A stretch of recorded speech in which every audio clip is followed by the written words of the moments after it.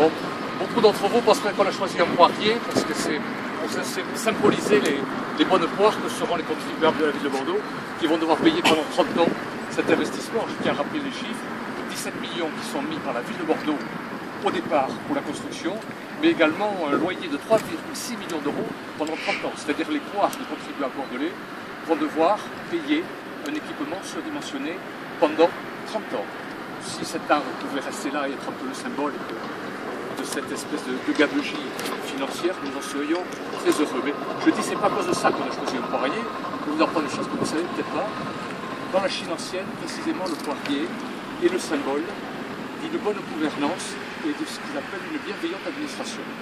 Considérons que ici, c'est effectivement un symbole qui parle haut et fort et qui s'oppose à l'autre symbole qui est manifestement une mauvaise gouvernance.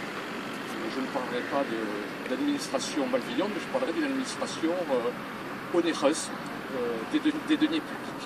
Je ne vais pas revenir sur le financement, sauf si vous avez des questions à poser là-dessus, puisque le but aujourd'hui de notre rencontre, c'est précisément donc de poser cet arbre et de symboliser un peu le choc des cultures. Le choc des cultures qui nous a opposé au maire de Bordeaux, il faut le savoir, dès le début. Dès le début du projet, nous avons dit qu'il y a deux conceptions de la ville et de l'agglomération. Il y a la conception de ceux qui considèrent que les ceintures vertes pour des agglomérations, manifestement, n'ont pas lieu d'être, doivent être bétonnées dans les meilleurs délais.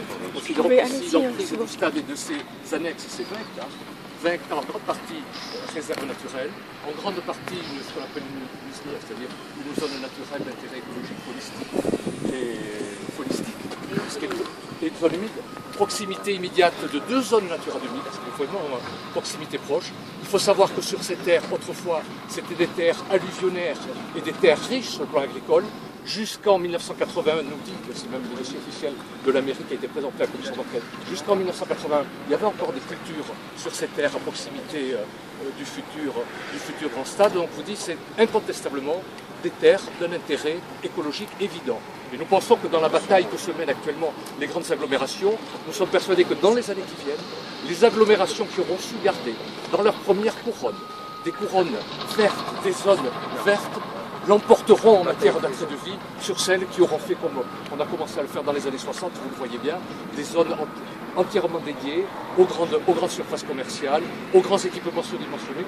Je montre également celui-là, le vélodrome, on en dira quelques mots si vous voulez. Donc effectivement, nous pensons que dans la compétition des grandes agglomérations et dans le goût que les gens peuvent avoir à choisir une ville, nous pensons que la ville de Bordeaux est en train de perdre des points dans ce combat-là.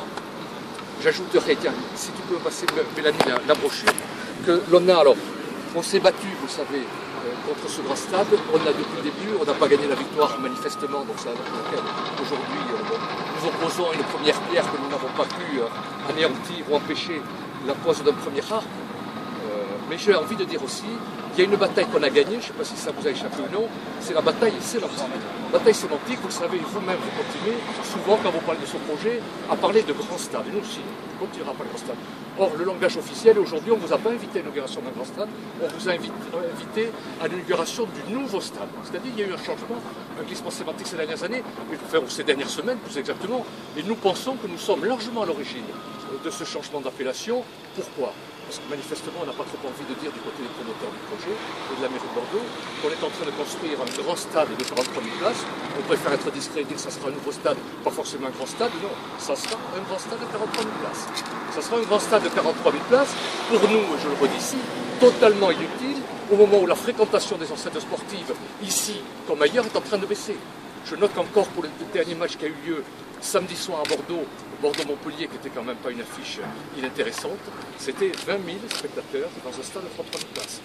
On a fait la moyenne de ces derniers mois, de ces dernières années. La fréquentation du stade Chabannes-Delmas, actuellement, elle oscille entre 18 000 et 21 000 spectateurs, 21 000 pour les grandes affiches ou éventuellement pour les matchs européens. Donc imaginez 20 000 spectateurs dans une enceinte de 43 000 places. Et qu'on ne nous dise pas qu'actuellement qu'un stade de 43 000 places fera venir automatiquement des spectateurs, nous n'y croyons pas un seul instant, dans la mesure où ce que l'on vous dit sur la baisse de fréquentation du stade Chabannes-Delmas, on l'a vérifié, ça se passe partout ailleurs en France. tous les stades actuellement connaissent une baisse de fréquentation tous. C'est la raison pour laquelle un certain nombre de villes plus raisonnables que la ville de Bordeaux ont refusé de s'engager dans ce qui étaient les exigences de l'UEFA pour accueillir l'Euro 2016 en disant nous on a certes des stades qui ne sont pas immenses mais il est hors de question que l'on réponde aux caprices de l'UEFA, nous gardons nos stades tels qu'ils sont et nous ne participerons pas aux agapes financières de l'Euro 2016. Donc quand même des villes aussi prestigieuses et aussi européennes, on envie de dire que Nancy, Rennes, Nantes, Strasbourg, il y en a d'autres, mais enfin, vous voyez quand même un certain nombre de villes d'importance qui ont décidé de refuser le diktat de l'Euro 2016 et les conditions draconiennes imposées par l'UEFA. Donc pour 20 000 spectateurs, vous allez avoir un stade de 43 000 places. Et quand je dis que ça baisse, j'ai vu encore, ça ne vous a peut-être pas échappé non plus, la patrie du football, on dit que c'est le Brésil. Rio, il y a le grand stade Maracanã que tout le monde connaît, qui a été rénové pour la Coupe du Monde et qui a eu lieu au Brésil. Il y avait 200 000 places.